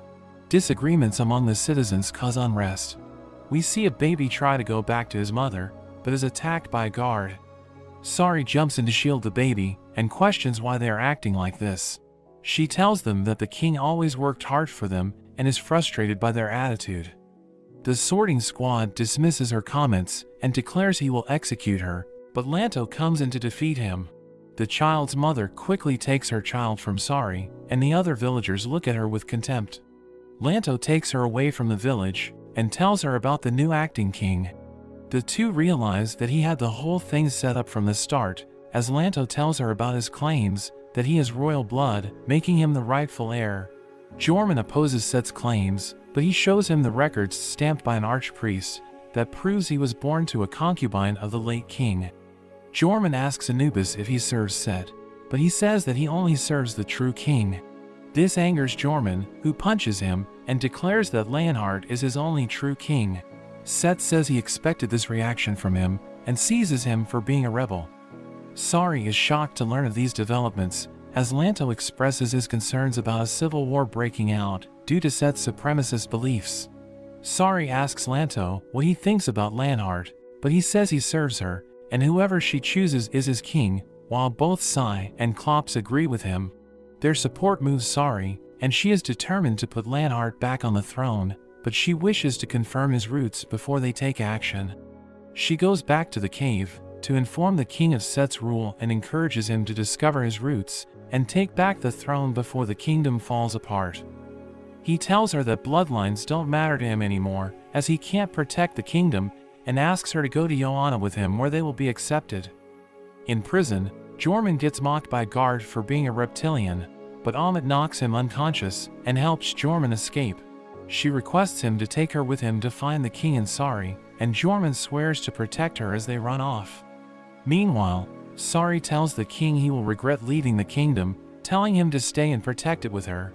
This makes him realize he was about to make a mistake again, and he decides to no longer hide himself so he can lead his kingdom. Sari notices he is scared and comforts him, and the two share a kiss. Amit worries for their safety, which Jorman finds admirable. She tells him that she doesn't worry for Sari because she's her friend, but that she is her friend because she worries for her. Jorman says he feels the same way about the king, who we see supported his dreams of being a royal guard in his youth due to his talents, and promised to change the kingdom so that reptiles would have equal opportunities. Amit is happy to hear about his past, and notices a petal fall near her feet.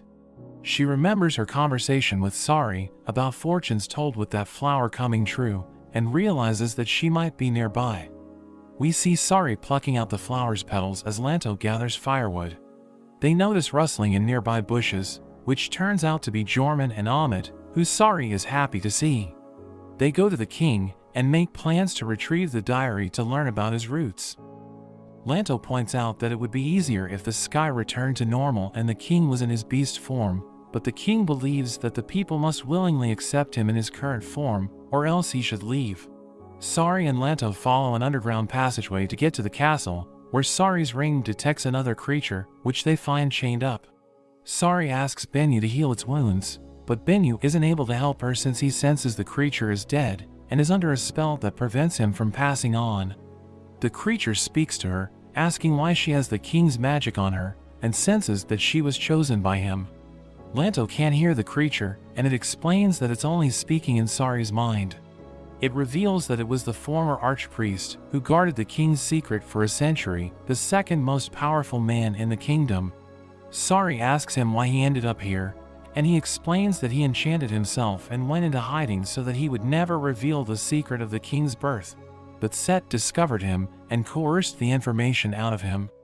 Sari tries to free him, but he instead uses the power to entrust her with the secret of the king's birth. Meanwhile, the king and Jorman fight their way back into the palace, where the king is determined to fight, despite being weak in his human form. Set confronts them and traps them in a magical barrier, proclaiming Leonhard as the false king and forbidding him from using violence. We learn that the late queen died without birthing an heir, which forced the late king to request the archpriest to search for his exiled brother. The late king's brother was his twin, but he was driven out of the palace at birth, because he was the weaker of the two. The archpriest searched for him and found out he had fled to Joanna, where he had Leonhard. The brother had already died, so the archpriest stole the baby from its mother and took it back to the kingdom. Leonhard's birth was announced to the kingdom alongside the death of the queen, posing him as the child she had birthed before dying, but the late king was unable to accept Lanhart's human blood and died soon after. Sari promises to prove the king's royal blood to the kingdom, but the archpriest tells her he has another secret that will help save the king. He imparts the secret to her and disappears, breaking his spell of undying and passing on to the afterlife. We see Set declaring the king and Jorman as rebels sentenced to death and attempting to execute them on the spot. He senses the archpriest's spell being broken and tells Anubis to search the palace for Sari. The king realizes she is in danger and attempts to charge at Set, but he easily captures him. Set is surprised that the king was able to break through his restraints, showing his intense feelings for Sari, and he promises to send them to the grave together. He chains the king to a tower, where he sees the destruction taking place in his kingdom, and he tells the king about his plans to divide the kingdom into classes. Lanhart tells him that his kingdom was meant to be a place where everyone could live peacefully without being ostracized, and that he is the king until he stops Set. We see Set's childhood, where his mother would apologize to him for not birthing him to look like the king. They would watch from the corner as Lanhart stood beside the king, building on his envy. Sari and Lanto attempt to infiltrate the castle, but are stopped by Anubis, who weakens Lanto and Bennu with magic. Lanto expresses his disappointment at Anubis for abandoning the king and being another supremacist. Anubis orders the guards to take Lanto and Bennu away, while he confronts Sari, who tells him she will stay with the king and reveal the details of his birth. Anubis is annoyed at her for being unbothered by the king's human form and asks her how long she has known. She tells him about the first night of revelation, and Anubis feels hurt for being fooled by the king from the beginning. He asks Sari if she would still love him if he was purely a beast with no human side, and she tells him she doesn't know. Set continues to torture and mock the king for being a weak human while he struggles against his restraints. Anubis orders Set to stop, and we see he has an unconscious Sari with him. Set tells him to execute her himself, since they fooled him and trampled on his pride, but Anubis remembers her saying she loves him as the kind king who has both beast and human blood. Anubis stabs Set's hand and reveals that he never accepted Set as the king and only serves Lanhart. Set becomes enraged and he attacks Anubis, leaving him unconscious, but before he can kill him, he is stopped by Gallius and his men, who vow to protect the king.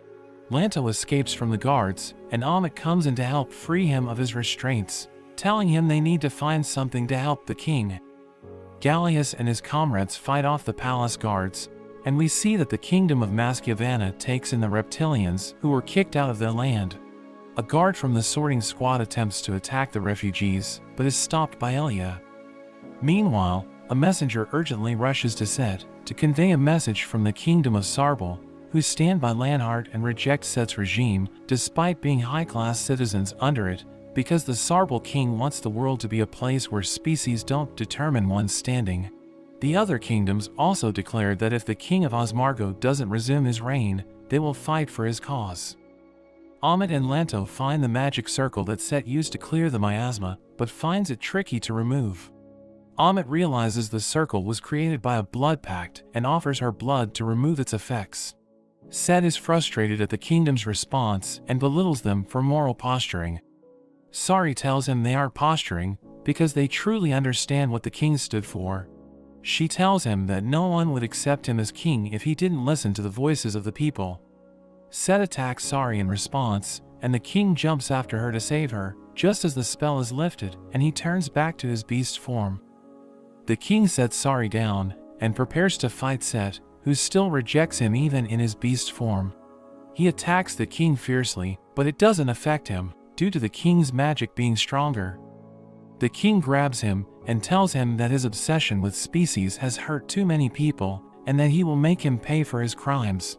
He punishes Set, and everyone marvels at his powers, but Lanhart tells them that the power a king wields should come from the strength to protect those who live in this realm, rather than the royal bloodline. Set is frustrated by his words, because his mother suffered due to birthing a child that didn't look like the king. He reveals that he found a codex that only people with royal blood can use, and activates the stone that the archpriest gave to Sari. The stone starts speaking in the priest's voice, and reveals that the secret he was guarding above all else was the fact that the late king was incapable of siring children. he had many concubines, but none of them conceived a child, which forced him to take in his brother's child as his own. To further conceal this fact, the late king falsely claimed the child of one of his concubines as his own, making the archpriest sign his birth as a witness, and the mother believed the false claim. Set remains in denial, and prepares to use more magic to attack the king. The king warns him to stop, but before he is able to, he reaches his limit and falls to the ground. The king explains that the forbidden spells use immense magical power that Set's blood couldn't bear. Set is devastated to learn that his whole life was a lie, but Sari comforts him, saying that he is better off without the things that make him suffer, and that his birth itself gives him enough meaning in life. Her words move Set, and he realizes what he sought the whole time was his mother's love. The king visits Anubis, who is ashamed of his actions, and says that he will leave the realm once his wounds heal. He admits that Sari made him strong, and guided him to be a good king, but the king tells him that all of that was made possible because of him, who made him a strong king before he met Sari. He tells him he valued his opinion enough to wait until he approved Sari as queen, because he wants his first friend to accept her. Anubis is moved to tears by his words, thinking about his childhood with the king, and the king asks him to continue to serve him. Lanto is shocked to learn that Jorman knew Anubis hadn't turned into a traitor, but he punched him to convince Set that Anubis was on his side. They plan to take care of the sorting squads, and Lanto asks him to continue training him. Sari takes the king to the place where she hid the diary, and offers it to him. They learn that his mother met his father in a forest, where he was wounded in battle. The king's father didn't wish to fight anyone, and only wanted to live a life of love, so his mother promised to love him, since she was also an outcast because people called her a witch due to her red eyes. His mother wished for him to grow up and love someone with all his heart, naming him Richard after the legendary King Lanhart. The king finally feels that he truly understands himself, and he vows to face everyone as himself. The people wait outside for the king to address them, while Amit worries that it's too early to hold the ceremony again. Lanto tells her to worry about herself, and asks her why she didn't let Benyu heal her scar. We see that she told Jorman her scar was a badge of honor, and he calls it the most beautiful hand he knows, making the scar special to her. The king comes out to address the kingdom, and proudly admits he's half human, saying that his efforts to mend relations with Joanna were because he learned to love Sari, who made him strong and faced everyone as people, rather than as beasts or humans. He reveals Sari as the lawful queen, and vows to defend Osmargo with his dying breath, requesting his kingdom to pledge their futures to him. The crowd cheers for him and Sari, accepting them as their rulers. A few days later, the king and Sari get married, and Sari tells him how she truly feels. She tells him she was scared when she learned about the sacrifices, but her life was changed after meeting him, who chose her and allowed her to face her destiny. She asks him to stay with her forever, and the two share a kiss, while the kingdom cheers them on. Years later, we see Sai and Klops running after their son Prince Richard, who has escaped, and we see that he can transform freely between his human and beast form. Amit comments on his liveliness, and Jorman points out how the king wasn't able to be this childish, and that he hopes their child will be able to be as lively, which makes both get flustered. Lanto catches Richard, and takes him back to his lessons with Anubis. He finds it boring, but Anubis tells him he needs to learn about history and culture so he can guide others as a king like his parents. Richard is intrigued by this, so he asks Anubis to teach him about his parents, and Anubis starts to tell him about their story. But that's where this video ends. Remember to like and subscribe to the channel. Thanks for watching, and I'll see you next time.